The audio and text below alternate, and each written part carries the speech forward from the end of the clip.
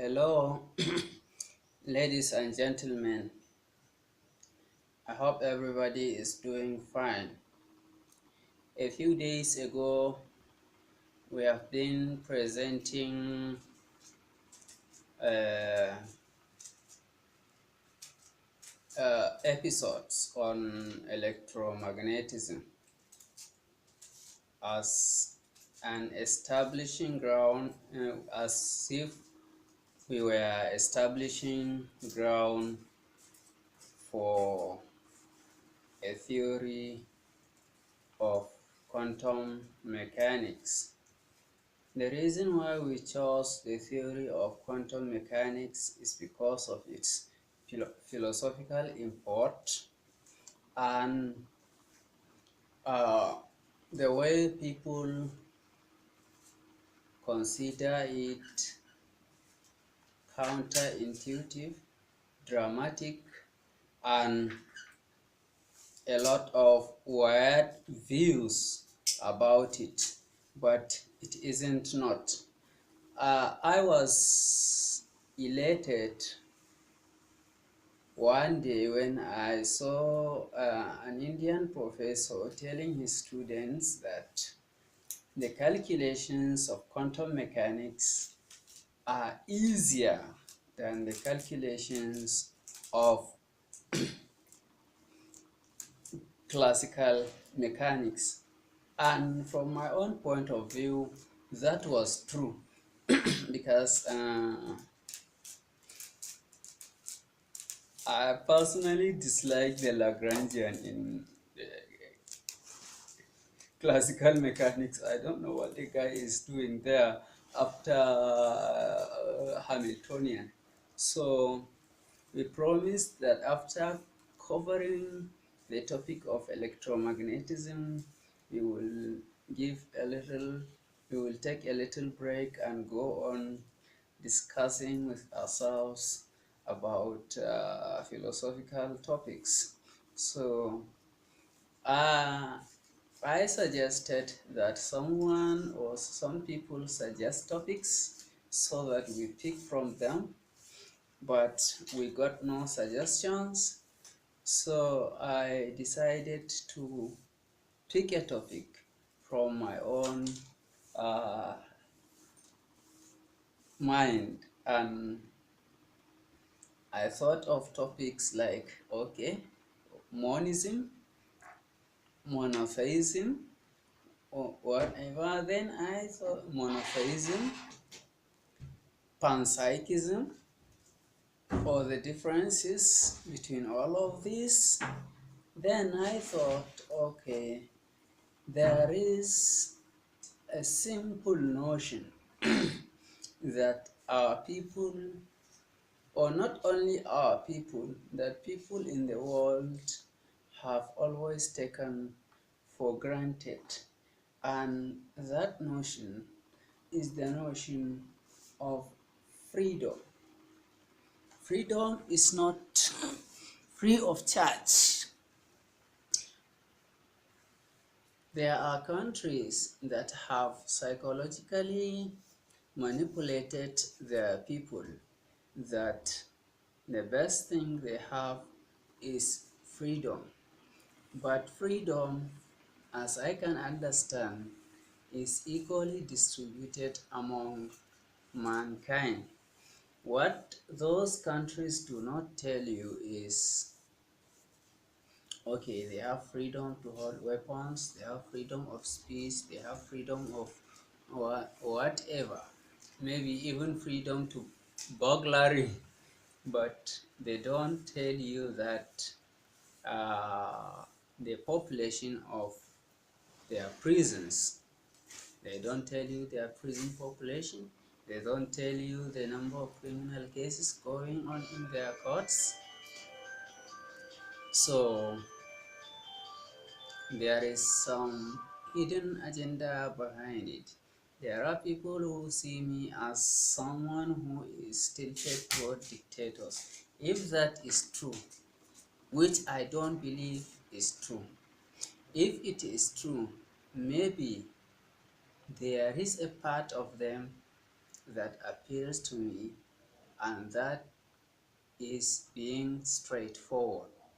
I think it was Idi Amin of Uganda that once said uh, he guaranteed freedom of speech, but it was freedom after speech that he could not guarantee. That means your freedom after speech depended on what you chose to say. So even in the most developed countries that brag about having freedom, your freedom after speech depends on what you chose to say. You cannot say that you want to carve out your republic out of the United States or United Kingdom and remain free after all. How many people do they have? If we are talking of freedom of speech, how many people do they have entangled in foreign embassies and remain there almost for life? How many fugitives they have in other countries just because they have said something? So I'm not even only talking about freedom of speech. I am talking about freedom in its general sense. Freedom of man, I mean the existence of man as a free agent. Freedom never comes free of charge. Freedom comes with responsibility. Responsibility is the price you pay for freedom. Let me give an example.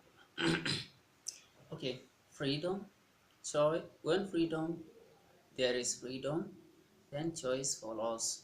When choice comes, consequences and responsibility for the consequences. When you have freedom, a free acting agent, you are a free acting agent. It means you can do whatever you want. That whatever implies choices, making a choice among so many choices, and you cannot make two contradictory choices simultaneously. For instance, one cannot choose to steal and not to steal at the same time. One cannot choose to praise and insult another person in one sentence. The same person in one sentence. One cannot choose to be good and bad at the same time. So one has to choose one. That is one restriction in freedom. Freedom is not absolutely free. You are restricted by making of choice. Then you cannot do whatever you want to do because you cannot do all things at a time. So when you choose to do what you want to do, then you act. Every action has its own consequences. Then those consequences depend on the choice you have made when choosing an action, when choosing a line of action to take. If you chose a bad line of action, then the consequences will be bad, and you have to have the courage to bear the responsibility of the consequences of your choices. And if you have made a choice, though some philosophers go about saying good and bad are but names assigned to objects and things according to the norms or what the society chooses. Some people even go as extreme as say that the oligarchs in the society define what is good and what is bad. Anyway, we are in the society, so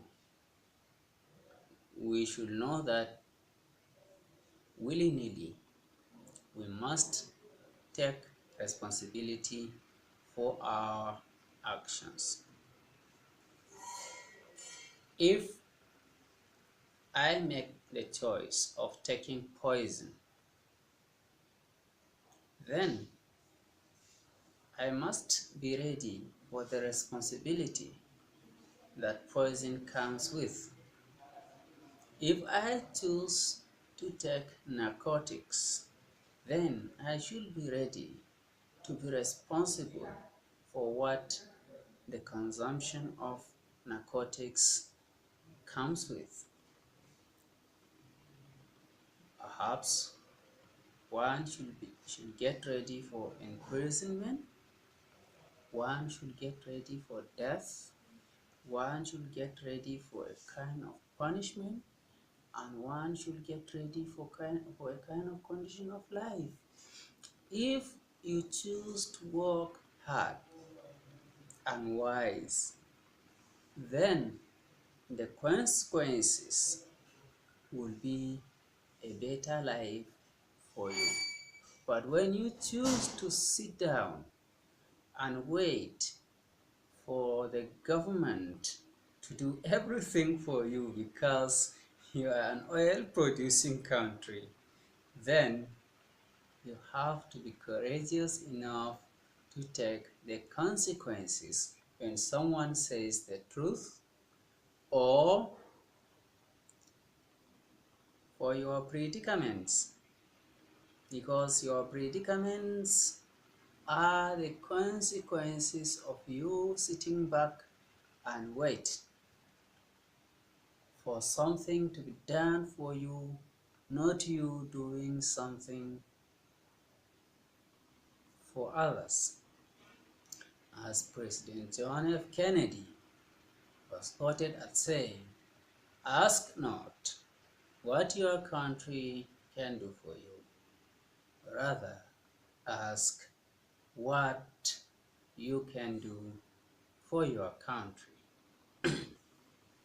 So we emphasize this seems to be a simple notion, but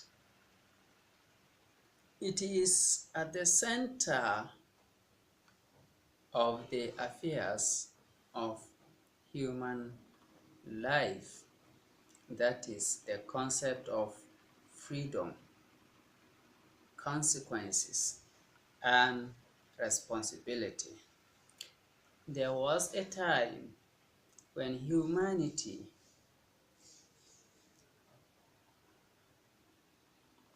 gave up their freedom to deities. I'm not talking of modern religions, but whatever happens to them, they go and make sacrifices to those deities. So you see, those people have absolved themselves of responsibility for their choices. That is not a courage enough. Uh, in another way, in another way, some people reject taking the consequences, taking the responsibility of the consequences of their actions by letting someone take the responsibility. Whenever someone takes your responsibilities, then that person usurps part of your freedom.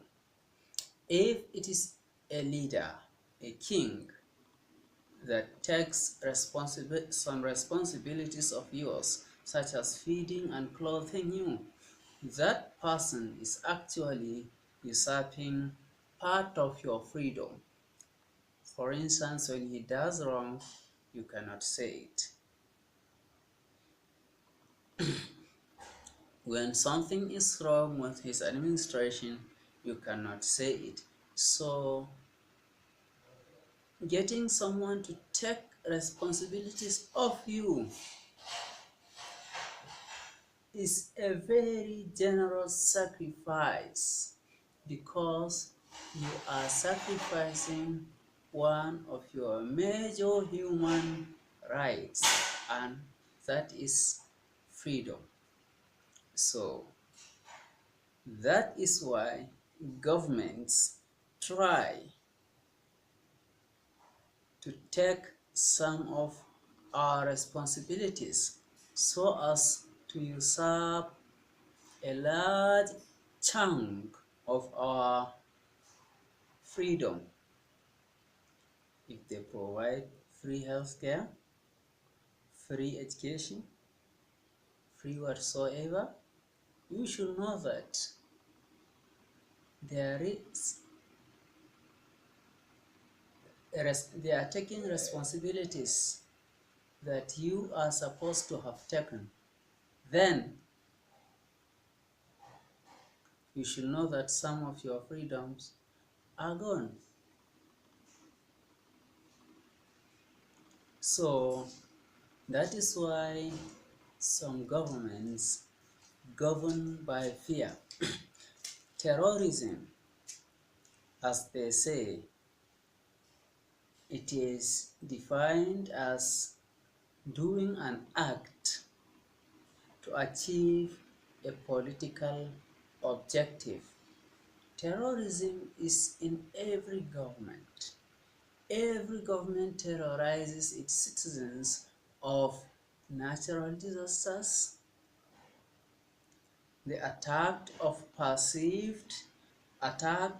from perceived enemies, of which only the government is capable of averting, creating false enemies, the false predictions of asteroid strikes, and saying that some 3 countries can together destroy an asteroid heading to Earth by thermonuclear bombs.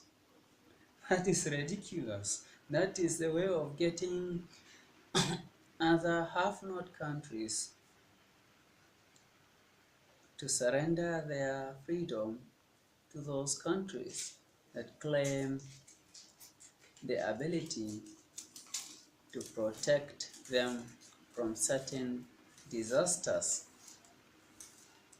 from certain disasters. So you see, their responsibility to protect themselves have been taken from them, but a large chunk of their freedom has also gone with them. Then we are also terrorized by economic dooms,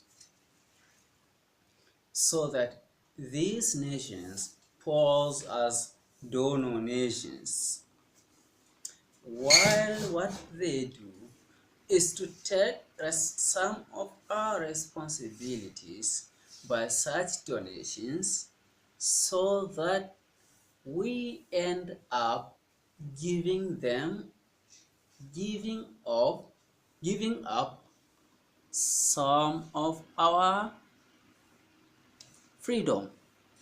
So whoever bears your responsibilities whether you like it or not, that person or that organization or that body is taking a part of your freedom. So it is an illusion for me, for a human being, to think that he is an absolutely free agent. Though I have tried not to make an interception between this discussion and the article I am writing on free will and determinism. They are not related concepts. Here we are not talking of free will. Yes, we are talking of free will in the sense that man can choose the action he would take, but the responsibility that follows and the fact that another person can take that responsibility and usurp part of his freedom is not in the other article, and determinism is not also here, although the person who takes your responsibilities would also determine your actions, because you would determine whether you would wear a red cap, which you like or not.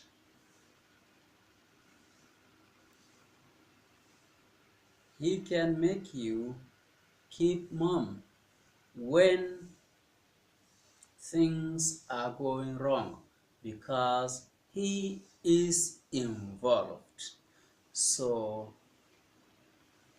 we all have freedom to the extent that we have courage to face the consequences of our actions. Otherwise, we are not free. So there are people that lack courage completely and surrender their freedom almost wholesale to some people who take their responsibilities of life. So your freedom, I repeat, is to the extent to which you can is to the extent to which you have courage to face the consequences of your actions. Thank you. If you like this video, please hit the like button and subscribe to our channel. And also, please, if you have a contrary view, put it in the comment box. You know, this is a matter of philosophy, and of course not deep philosophy, but I think it is something that is of paramount importance in our society.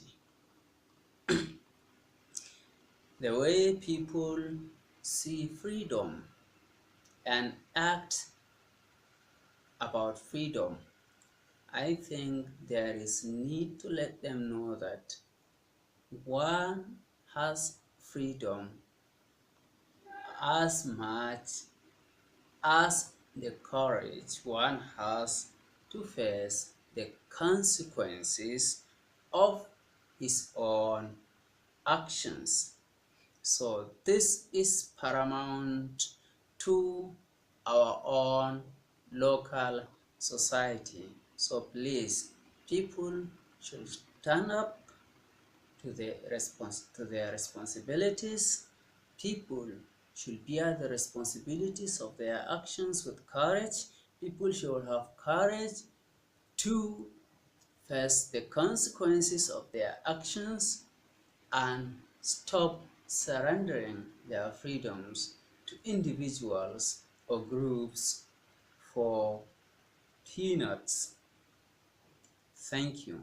If you have a suggestion, contrary view, whatever, the common the comment box is open, but we still urge you to please subscribe to this channel.